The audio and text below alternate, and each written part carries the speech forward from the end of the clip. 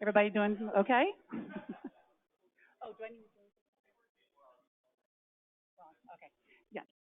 Okay. Welcome to our April OWASP Boston chapter meeting.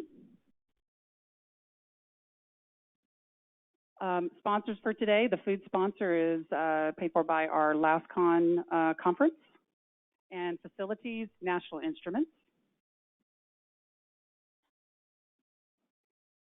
Our chapter leadership: I'm Tiana, Chandler, the chapter leader.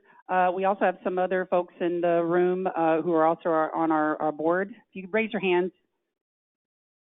And if you have any questions about the our conference, our chapter and the, yeah, we'll talk about conference as well, but later. But so if you have any questions about our chapter, just please reach out to us, and we'd be happy to talk to you more about it. If you're interested in any CPEs for this meeting, then if you would just email me and I can send you a certificate for that. It's eligible for 1 credit hour. If you're looking to support our OWASP chapter, just note that you do not have to be an OWASP member to attend these meetings or even to utilize any of the documentation and other things on the OWASP website, but it does help us to achieve our goals and to provide things to the community. So first of all, there's volunteer opportunities if you would either like to get more involved with the leadership, speaker opportunities such as speaking at one of these chapter meetings, or even any other local events we may have. If you do shop on Amazon, which probably most people have at least bought something from there, there is the Amazon Smile program, and if you do select that when you make your purchase, part of that goes to OWASP. And we are also a 501c3 organization. As mentioned before about OWASP membership, there are different levels of membership, either individual corporate memberships and as well as student memberships if you're a student. You can find more on that at the OWASP.org, and you can find our OWASP, our Austin page, and then get more information from that. Also, our membership coordinator is Paul Griffiths. And Griff, did you want to say anything, or?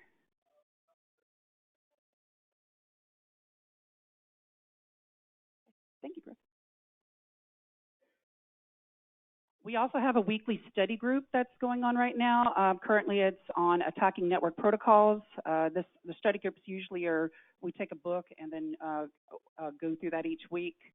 Matt Pardo, is Matt here today? No. He is our education coordinator, and so you can reach out to him for more information on that. And I believe they're getting, I don't know if we're getting close to getting that completed. But if you, we have a Slack channel that has discussions on the book and the progress of that. Now about LastCon, the conference. It will be October 25th and 26th of this year for the conference dates. We're still looking at the offering training the 2 days before. That's still being discussed. We have early bird tickets still available until the end of this month. And also the call for presentations is open at this time. And if you go to lastcon.org, you can find out more information on that. And Banka, did you want to say anything about LastCon?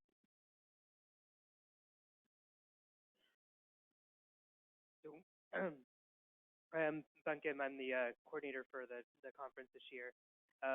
One other thing that we are looking for LastCon I see a lot of new faces, and we need some new faces on our coordinating team and volunteering team to organize and arrange the conference. So if any of you are interested in wanting to learn more about OWASP, get involved in the community, and also get to attend the conference for free, as well as some other perks, please see me after the meeting. Thank you, Beckett. Upcoming chapter events. We are working with Matt Pardo. We have some discussions on doing some additional OWASP some training. So just stay tuned on that. Also, the Austin Security Professionals Happy Hour, which is we co-coordinate with ISSA. That next one should be on May 10th at Baby Acapulco's on Stone Lake Boulevard. And if you're on our mailing list, I will be posting out more information about that, as well as putting it up on our OWASP wiki page. Other local events, just have them listed here. Actually, ISA has a good calendar on most of all this things that are going on. So I just wanted to have these listed. And then, is there anybody here that wants to speak more about these events or any other events that may have coming up? Okay. At this point, I'd like to take the time to ask if there's anybody that is either has job openings or is looking for a job.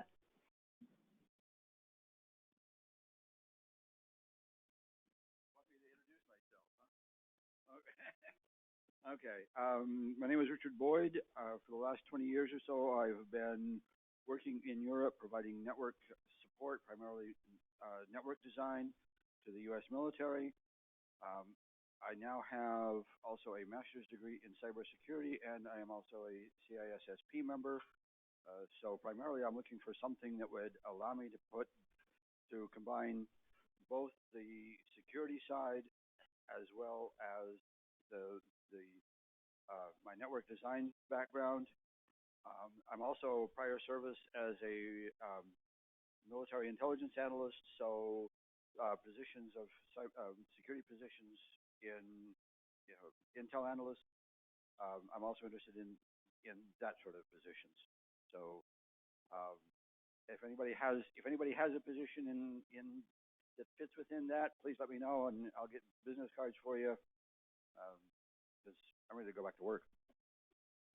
Sounds great. Hi, my name is Robert Price. I've been into network security since I was in school. That was about 2 years ago. I graduated from college with a degree in computer science. I've done things with password hash cracking, network administration, using things like intrusion prevention systems and intrusion detection systems. I've worked with breaking random number generators, penetration testing, Wi-Fi password cracking, packet sniffing, things like that. Some vulnerability research. I've used tools like GDB to break into or to reverse engineer shell code and things like that. I'm mainly looking for right now I'm considering getting a job in system architecture or getting certified in something related to Amazon Web Services. Thank you. All right, thanks. Anybody else?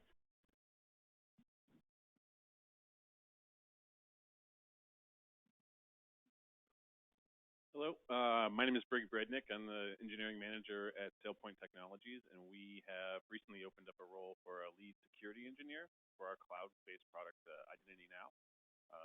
It would be one where you're working with our architects and leads just to ensure better and more secure coding practices. Thank you. Okay. So now we'd like to present Bryan McAninch. I probably should have asked you beforehand. Did I say that? Yes. And talking about cloud jacking. Thank you.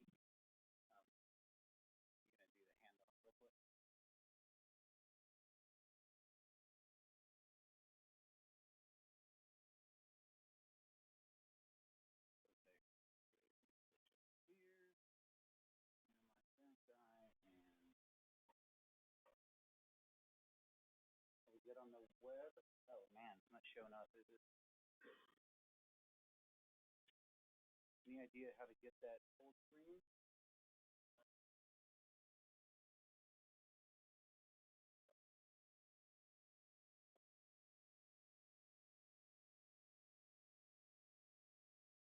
Oh, thank you, sir. Appreciate it. And this mic is hot.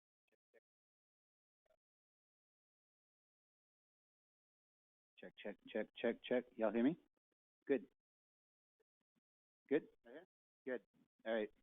Thanks for having me today. I drove in from Dallas yesterday and see some familiar faces. Thanks for giving me the opportunity to come down and talk to you guys. Today I'm going to be talking about cloud jacking. It's not trademarked. I have this pet peeve with the commercialization of vulnerabilities, so hence the trademark symbol. Anyway, today we're going to be talking about exploiting AWS Route 53, CloudFront, and add some new content with regards to S3 bucket hijacking as well. Just by show of hands, how many of you are familiar with cloud technologies just in general? And AWS specifically? Okay, cool, right on. Good deal. So today's agenda. So who am I? What's subdomain hijacking, the topic of the talk? I'm going to talk a little bit about the managed services that AWS provides us. How can we exploit those services? There is a live demo because of the S3 bucket addition that I'm incorporating into this talk. I think we might experience a little bit of a demo god vengeance, so bear with me. We can see if we can work through that. And then why the lame PowerPoint template? They gave this talk at Dallas Hackers Association a few months back, and they had I think a speaker cancel on them, and I threw this deck together in like 3 hours. So I didn't have time to change it once again, so just stuck with the same template. So who am I? Again, Bryan McAninch, however you prefer to pronounce it. My handle is Apex. You can find me on Twitter at Bryan McAninch, creatively named Twitter handle. And my LinkedIn profile is up there. I'm the founder and executive director of Pervade Cybersecurity. We also have a Twitter handle up there if you'd like to follow us. My current area of research that I'm focusing on is primarily cloud containerization, FAS technology, or serverless, aka Lambda.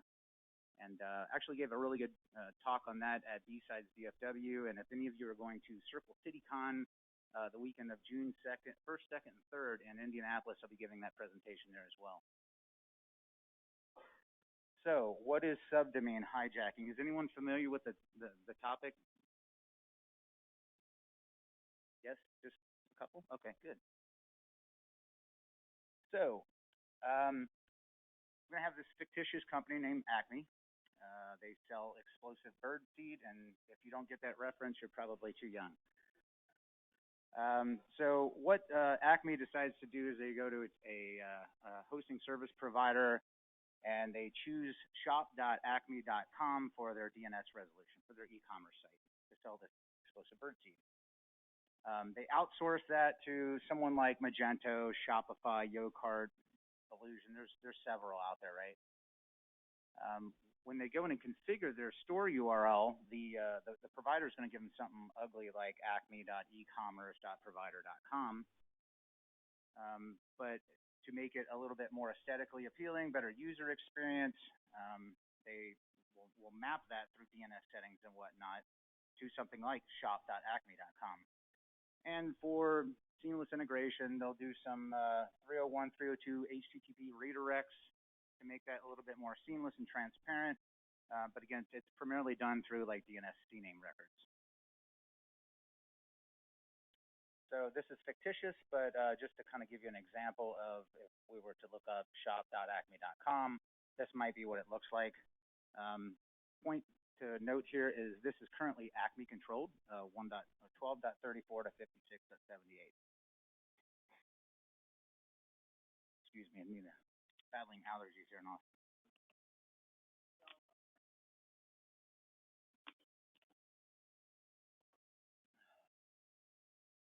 So Acme brings their product to market, realizes explosive birdseed was a bad idea. Who knew, right? So they canceled their service provider subscription, but here's the important point. They don't delete the CNAME in their DNS records. So that CNAME is still pointing to the service provider. What an attacker can do in a traditional sense, this is not a cloud environment yet, they can create their own account at that same service provider.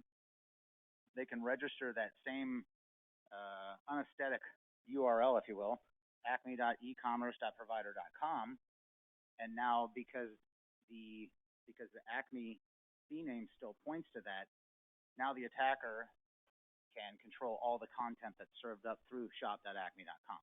So you can kind of see where this is going. So pretty much same thing. The only difference is now that's attacker controlled. And this is assuming the IP and whatnot doesn't change, just for simplicity.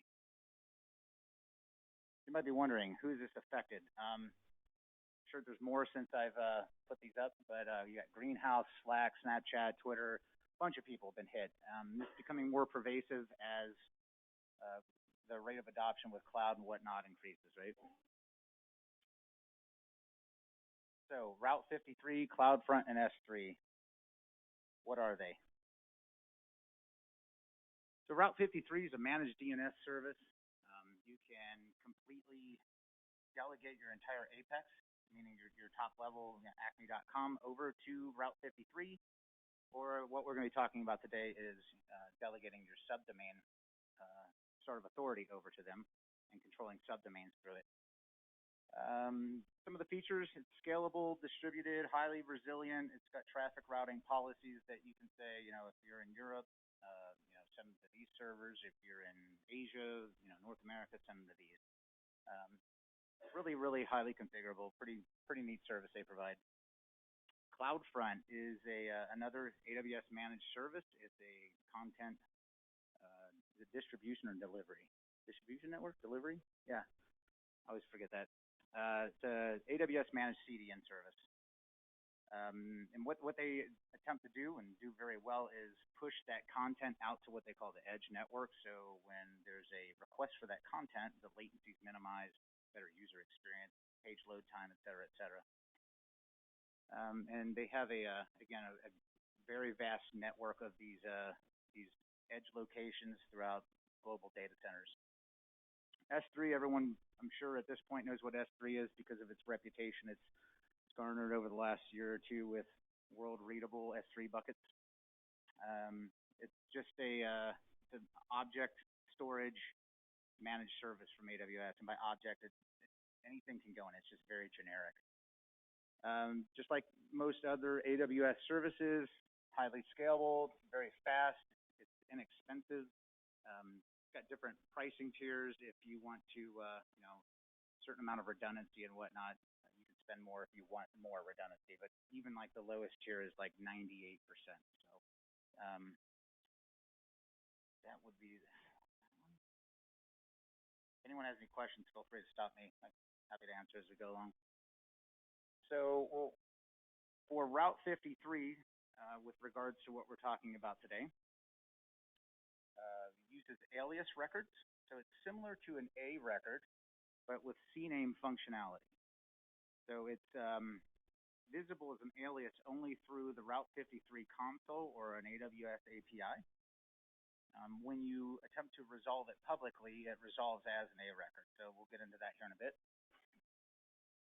Route 53 also has what it calls resource targets, and it's basically what you want to serve up to the client when that particular IP and hostname are queried. So some of the options currently are Elastic Beanstalk. You have the application and Elastic Load Balancer, ALB, ELB. S3, you can point it to another Route 53 record if you want, and CloudFront, and that's what we're going to talk about today. CloudFront features. So confusingly enough, you have CNAMEs that you can have in Route 53, and the alias that points to CNAMEs in CloudFront. And what the CNAMEs are is they're very similar to virtual hosts like on Nginx or Apache or IS, what have you, whatever platform you're using. So when a client queries for a specific IP and they have a host header field and it says, I want to talk to www or www1, www2, the server will then retrieve that content and serve it to the client. And the reason they incorporated this is because the CloudFront distribution domain names, I don't know if you can, kind of tiny print there, but one of the examples in this case was that CloudFront assigned was D22KKEJURIRTNQ.cloudfront.net. It's pretty nasty.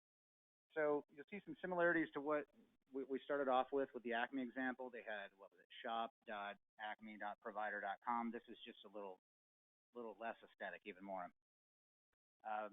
The interesting thing to note about this is it has global namespaces, meaning if I register or configure a CloudFront distribution with a particular CNAME, acme.com, that is global throughout the entire CloudFront environment. So if I do it, for instance, maybe getting ahead of myself, but this opens the door for some type of DNS squatting, right? You can do type squatting, do all kinds of different squatting attacks with this. So it supports Apex and subdomain wildcards, which opens the door for a lot of opportunities, really increases the attack surface on it. And there's no one-to-one mapping between the distribution that you've configured and the actual content origin that it points to. And in this case, we'll cover today is an S3 bucket with some static content that we're going to serve up. Content origins, similar to Route 53, we can point to S3 ELB, supports web and real-time messaging protocol distributions. And it has an interesting security feature called origin access identity. So if we're hosting static content in an S3 bucket, we don't want people accessing that S3 bucket directly, we can configure CloudFront and S3 to say you can only access that content if it's via CloudFront. So you have to hit CloudFront first, and then the S3, you can't access the bucket directly. So pretty neat security controls you can implement on that.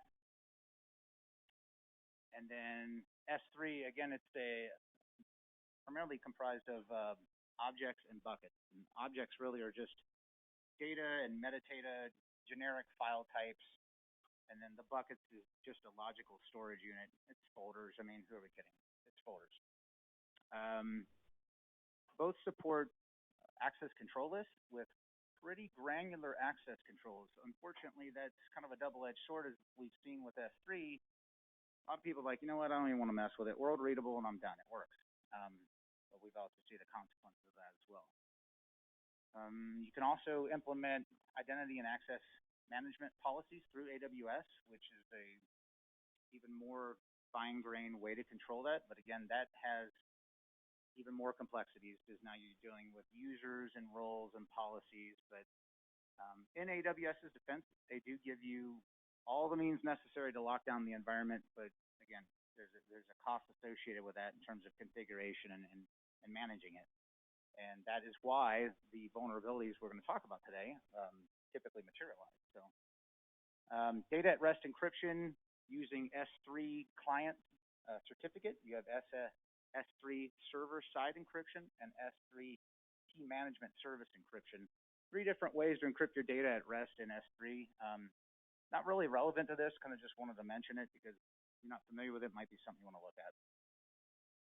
So we're going to talk here about the CloudFront distribution that I had created. So again, you've got this nasty looking unaesthetic name.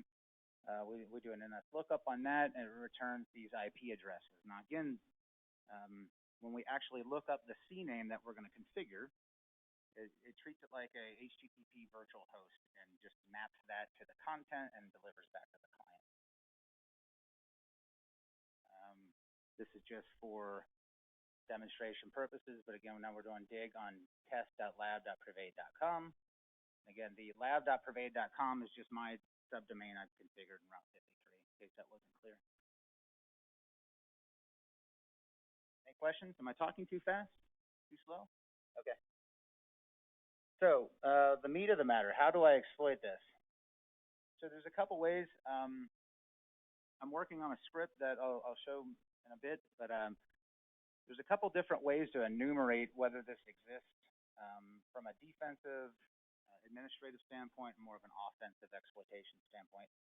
Really what we're looking for is decoupled CloudFront and S3. So I'll show you here in a minute. When we're setting up our CloudFront distribution, we want to say serve content from this S3 bucket. If that S3 bucket is deleted and the CloudFront distribution is still configured to serve up that content, that opens up the risk of that bucket being hijacked and the distribution serving up an attacker's content. Similar case for Route 53 and CloudFront. So this is kind of a chain here, right? You got Route 53, CloudFront, S3. The only difference is, aside from deleting the C names in a CloudFront distribution that our Route 53 alias still points to, you can, I'm sorry, I misread this here. You can also squat it, much like the S3 buckets, but I'm sorry, I lost my thought. I was going somewhere and I lost my thought. Moving on. Some of the automated reconnaissance that you can use using things like DNS Recon, DNS Dumpster. I've been tinkering with the Census and Shodan APIs to see if I can enumerate anything with those. Those have been somewhat fruitful. So a reverse lookup error indicates, if you're doing a reverse lookup on a CloudFront distribution, it will indicate one way or another whether the distribution or the C name exists. CloudFront error returned from CloudFront directly indicates that the distribution exists, but it's misconfigured. And then you will get a HTTP 404 or 503 indicates that the S3 bucket either exists or doesn't exist, or ACLs are configured that don't allow you. So it's just basically a process of elimination, trial and error. So a couple different things we can do with this exploitation. We can create a replica of the target site content and a replica S3 bucket. We can create a replica S3 bucket and or CloudFront distribution, depending on where that vulnerability may or may not exist. We can create CloudFront C names matching the target's decoupled Route 53 alias. And again, if this is too much to digest, hopefully the demo guys will be on my side today, but hopefully the demo will make a little more sense with it.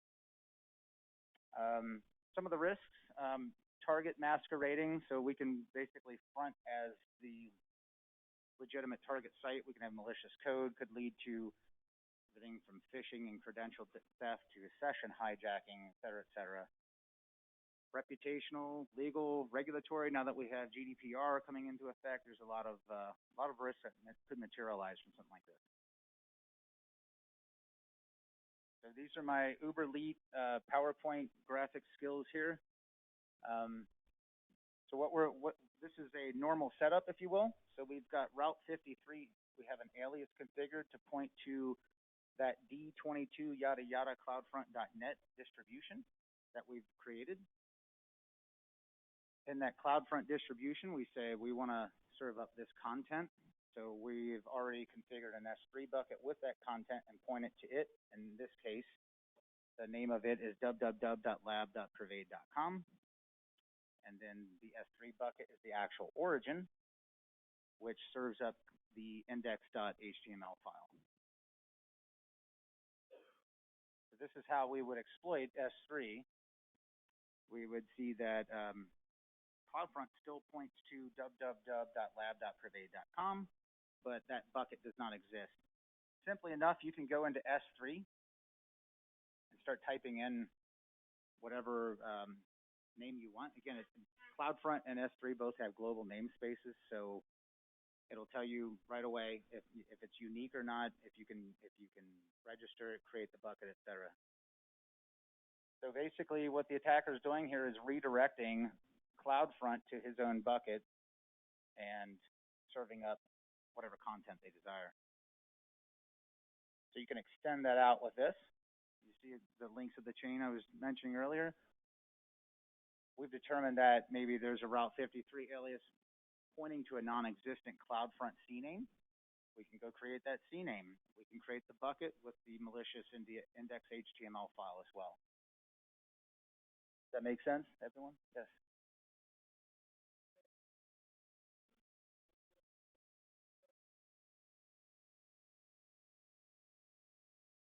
So the question, if I understood it, was, are you removing the S3 content or the S3 bucket altogether?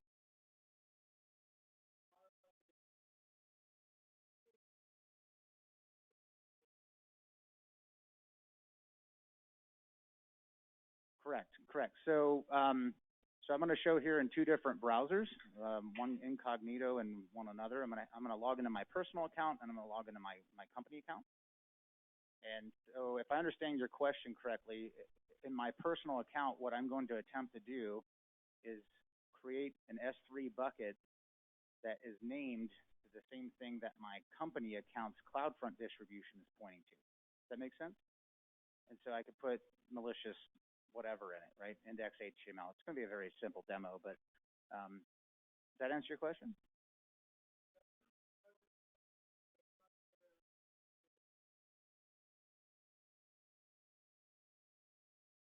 Okay.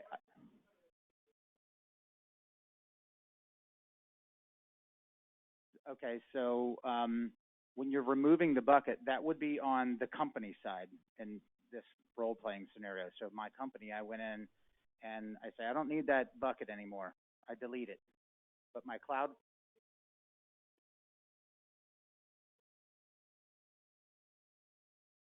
it's very easy. It's very easy. As soon as my company were to delete that bucket, anyone, well, I've encountered a little difficulty doing this. It has actually a lag time because it has to go through and delete it and scrub it and everything. So there's a little lag time, but as soon as that, whatever period is, it might be an hour or two, someone else can go register that same bucket name.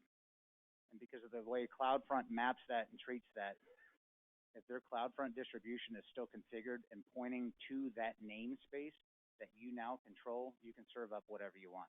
And the same thing exists here as I'm pointing out for CloudFront, right, and Route 53. It's just kind of a link in the chain.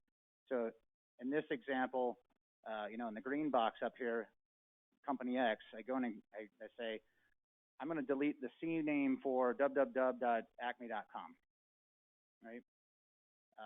That's pretty much instantaneous in CloudFront. S3, they have to go through and clean it out and whatnot. But as an attacker, once I notice these conditions are met, I can go in and create my own CloudFront distribution, and the company's Route 53 is still pointing to that, even though it's in a completely separate account.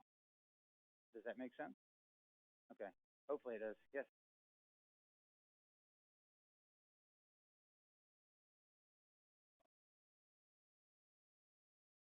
Exactly. Yes. Right.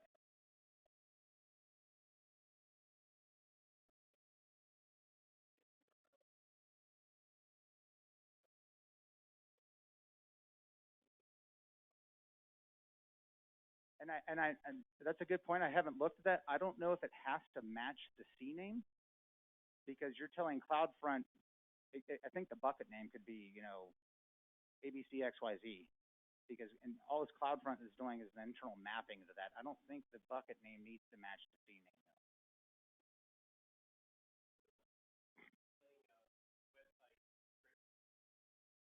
Right. Right. What does need to match is the CloudFront C name and the Route 53 alias. That has to match, right? Okay. Anything else? Thanks for the question, by the way.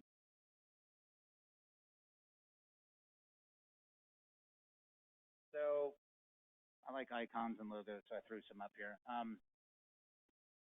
Mentioned earlier, other than serving up malicious content, session hijacking, whatnot, we can squat this through open source intelligence gathering. Just simple query on Google, you know, top 10 AWS customers, pull these guys up. I'm not condoning any sort of malicious activity or experimenting, just showing you some very well-known publicly owned companies that use AWS. And this is kind of what we were just talking about was if I just want to go in and squat this and make it difficult for people to register and configure Route 53, CloudFront, S3, I can go in, and again, because the namespace for CloudFront and S3 are both global, I can go in and create those names, and it makes it very, look at an error when they try to register that, and they try to configure it. So that would be for S3, similar thing for CloudFront CNAMEs. Now, I haven't experimented with this enough to have someone come back at me and you know, through legal recourse or AWS or whatnot. I'm sure they could get it back, but it probably would create a hassle. If they contacted AWS and said, hi, I'm, you know, the CISO for acme.com. We found that this, you know, company XYZ has our CNAMEs or S buckets or S3 buckets already registered and we can't use it for whatever reason, something you can do. I'm pretty sure AWS would be willing to work with them, but again, I haven't taken it to that level, nor do I intend to. So some of the things that could happen, right? If you've got you're implementing DevOps, DevSecOps, you've got an automated CI/CD pipeline. If something were reconfigured on the back end in the cloud environment and there's dependencies upstream within your pipeline for that, that could be very disruptive. And you may need to go through the steps I just described of contacting AWS and, you know, what sort of recourse do you have in those terms of getting those namespaces back? Is essentially what you're trying to do. So again, haven't gone that route, but I don't encourage anyone to, but I would assume that would be very disruptive to your pipeline.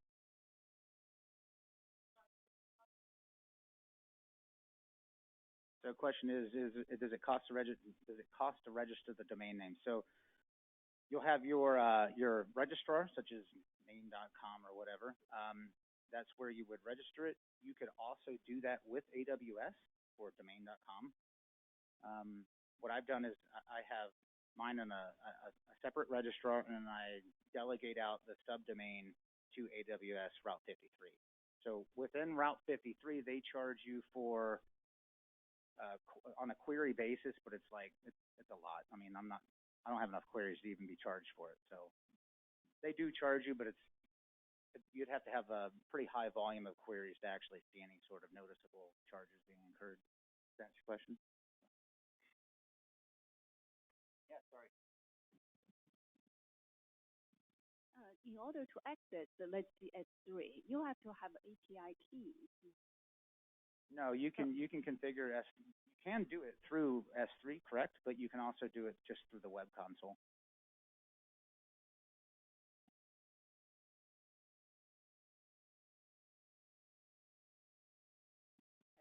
Is there something I can elaborate on? I know you can access from a web console, but underlying is still using. Once you log in, you get some token in order to access. Now I'm thinking of between CloudFront and S3. Doesn't CloudFront need some credential to access S3 bucket? And if you changing to a different bucket, that different your bucket, unless you manually set it up so it doesn't require any credential to access. By default, would require credential to access. We can walk through it in a demo, and feel free to point out if there is something, but I don't recall having any sort of ACLs preventing you from doing that. You can go in and do it, I imagine, with bucket and object ACLs and IAM policies, but typically. So what you're saying by default is no control? Not from what I've seen, no. And again, because this is a CloudFront distribution serving up presumably content to the public internet, the bucket has to be world readable. So okay, thank you. It's a little bit of a catch-22, yeah. But feel free to point out if there's something as we walk through the demo. I'd be happy to stop and see if there's something we can do to lock it down more. So getting back, squatting your own S3 buckets and CloudFront CNAMEs. We're talking about what can you do to mitigate, remediate this. Really, it boils down to good housekeeping, right? If you delete something, make sure there's not any sort of upstream dependencies or downstream. But these global namespaces, I use race condition loosely here, but it's basically who registers it first, right? Who configures a CloudFront distribution or creates an S3 bucket first with whatever the desired name is. So you can kind of, in a squatting sense, anticipate what acme.com might want to register, dev.acme.com or prod.acme.com, store.acme.com. You can kind of, guess what sort of appealing domain name, subdomain they might want to register. There's some trickery I haven't really worked out in terms of what takes priority in these CNAMEs, but it seems to me that wildcards supersede, what's the word, are greater than the apex or greater than subdomain. So wildcard, as the name would imply, tends to cap everything. And you have the apex, top level domain, that is greater than subdomain. But there seems to be some catches there, such as if the subdomain is registered first, that it will not allow you to create a wildcard in a separate account. If I remember correctly. It's a few months since I've done this one, so. But best thing you can do is go in and fix the decoupling between the CloudFront S3 and Route 53 CloudFront. Delete or modify, again, validate any sort of pipeline dependencies you might have or anything else that you might imagine that would exist.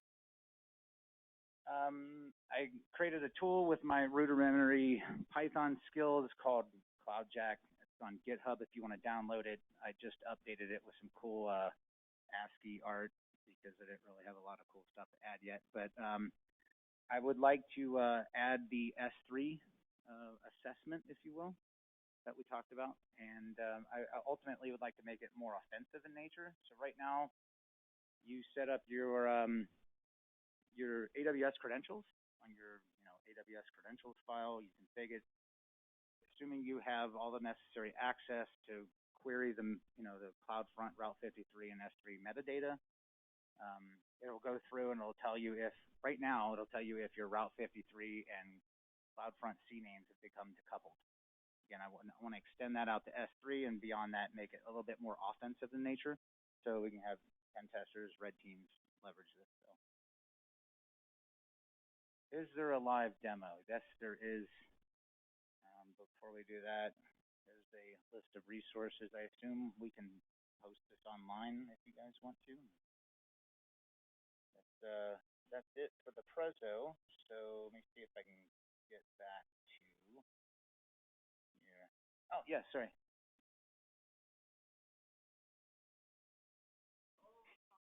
Route 53 is for pointing to other services. Is it also relevant? For example, if you have, I don't know, a EC2 which hosts a web server. Will this? Good question. So is this only relevant to Route 53 CloudFront S3? Oh, also a place. Yeah. That's the question, right? So apply to others. CloudFront, okay, so Route 53 has a certain set of what they call resource, what do they call those? I had it earlier on in the slide. They're called, let me click back here. Resource, nope. There we go, resource targets.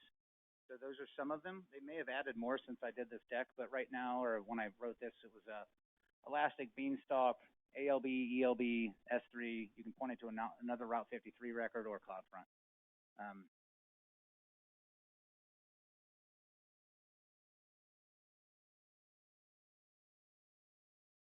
sorry, say that one more time.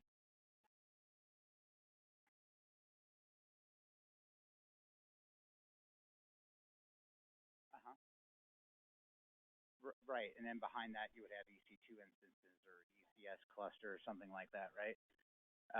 Yeah, you could do that. I haven't tinkered with that yet, only because I think what really piqued my interest was the global namespacing of CloudFront and S3. So that's another possibility, though. So good point. All right, so let's see if these demo gods are going to be in my favor. So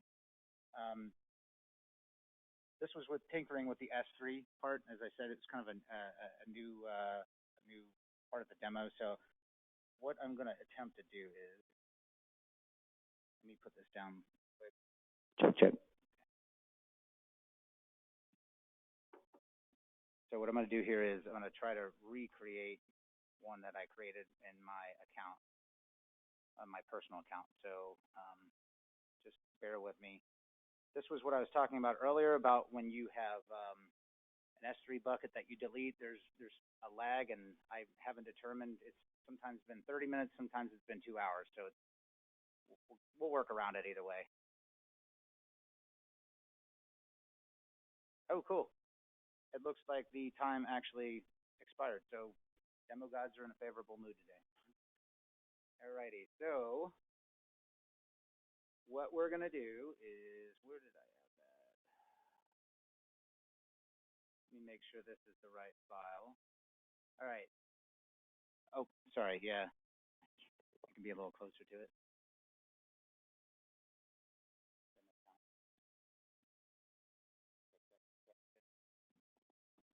Check, check. Check, check. Good, good. Okay.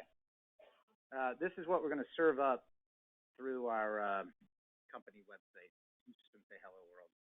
I'm going to do that with this HTML file, which for purposes of demonstration, I'm just going to copy this over to another bucket.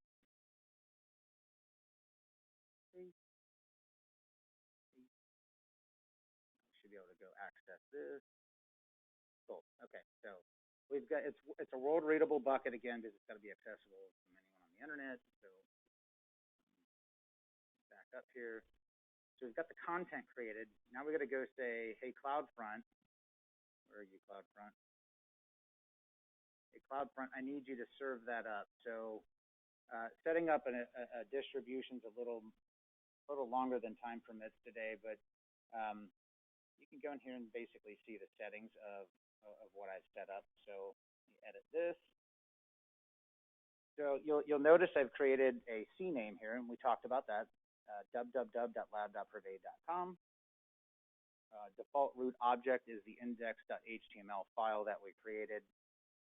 We can actually do all this over HTTPS if you want. You can use a AWS certificate manager. Gives you a TLS certificate, wildcard certificate, but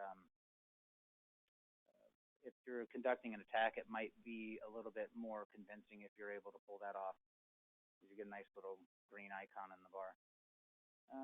So the point I want to make here was, okay, so we've got this configured. I'm just going to cancel out of that. And then we were talking about origins earlier. This one's already configured to go to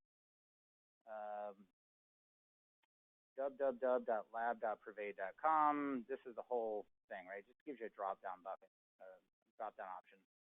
So if I go delete and I go www.lab.purvey.com, it's basically saying serve up content from that S3 bucket.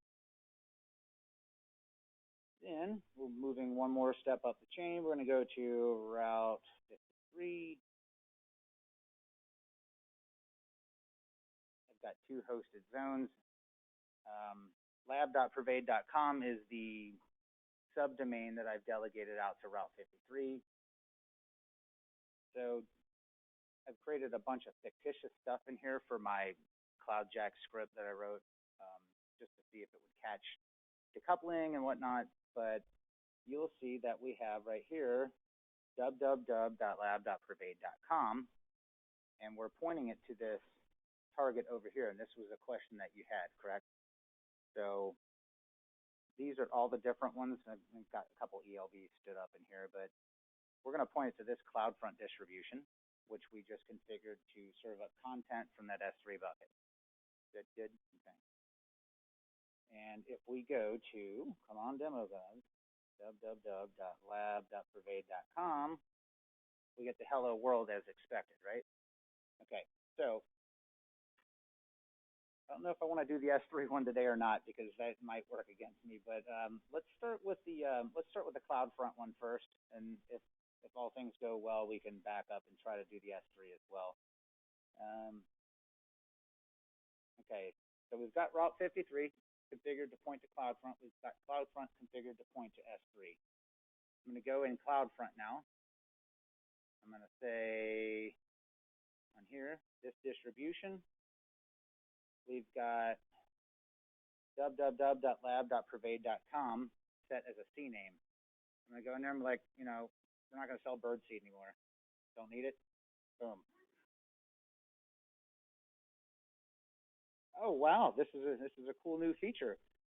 When I initially did this, it didn't say anything about this. So this is really cool they've added this in. Take note of that. That's a new feature. AWS is basically warning you that, hey, you're about to decouple your CloudFront from Route 53. That's good on AWS that they're taking proactive measures on that. So, all right, so this account, as you've seen, is all in my Private account. So I'm going to switch over here to the other way. This is my personal. I'm going to go in CloudFront on my personal account. I'm the attacker. And I've already created the distribution. Basically, I'm going to go in, simple as this, and I'm going to take www.lab.private.com, register as a CNAME with my distribution. Okay? So you'll see this distribution status is in progress, which basically means it's pushing that CNAME and DNS and content out to the edges. Again, hopefully demo gods are in a favorable mood today, but if we go back to www.lab.private.com, it now says hack the planet, which left a small step out, but we basically set up an index HTML file in our own S3 bucket that serves up hack the planet rather than hello world, right? Let me see if we can get the, did that make sense, the S3? Okay, because I kind of skipped over that for brevity. We've only got like 10 minutes left, but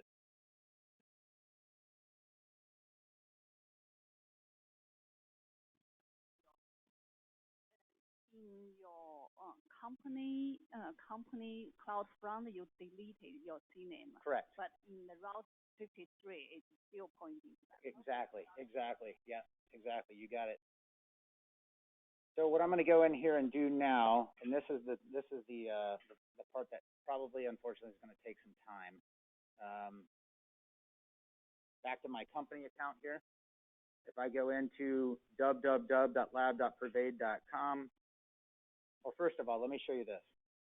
If I go on my personal account, to S3, and I say create new bucket, www.lab.private.com, it's going to give me an error. Bucket name already exists. Same thing will happen for CloudFront if I try to do it from my personal account for something else that's already registered. So what I'm going to attempt to do, back to my company account, delete this bucket. Yes, I want to delete it. Confirm. Now this is the part that takes a little time. Amazon's doing whatever it does to scrub the data and delete it securely, I guess. Back to my personal. I try to create that bucket now. It teases you. It walks you through this whole thing, and then at the last moment, you get an error. And again, it's just in the process of deleting that. Once that is completed, and again, in my test, it's been everything from like 30 minutes to 2 hours. I don't know if it's the amount of data that varies or what, but it's only one file, and for some reasons it's varied for me. At any rate, if I were to create that bucket that my company's CloudFront still points to as its origin, content origin, I could then serve up content in a similar manner as I would through CloudFront. Does that make sense? It's a little confusing. Does that make sense? Okay, cool. So that's it. The demo is really simple. It's kind of just to kind of get the gears grinding on things you could do with something like this.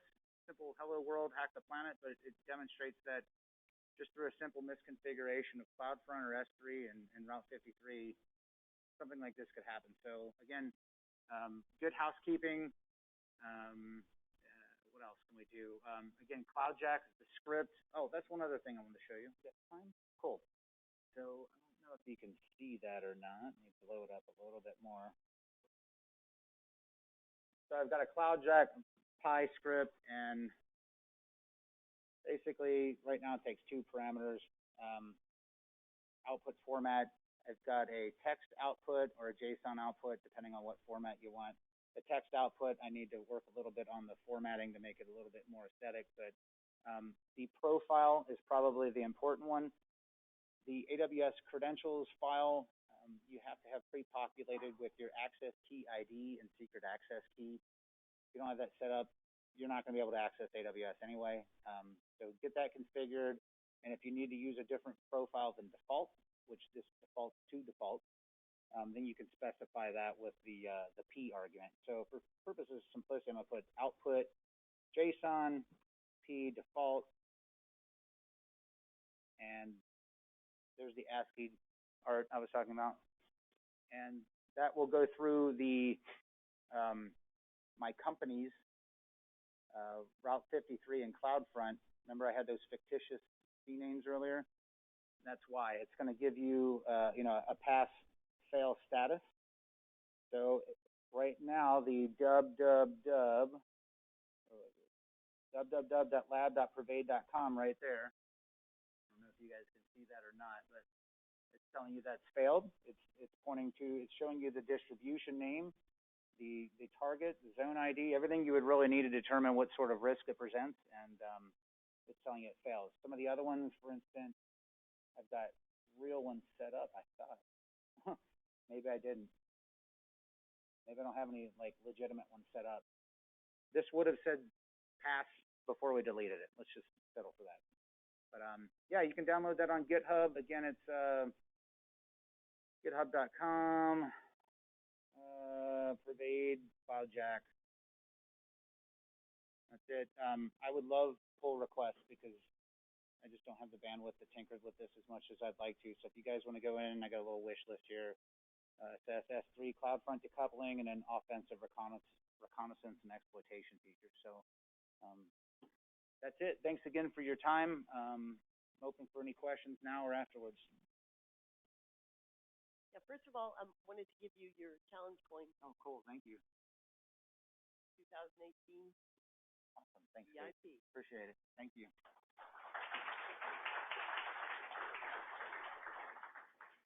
I think we have some time for a few questions if anybody wants to ask any questions. No? Okay. Well, thank you very much. Sure. Thank you. It's back on your day, so have a great day.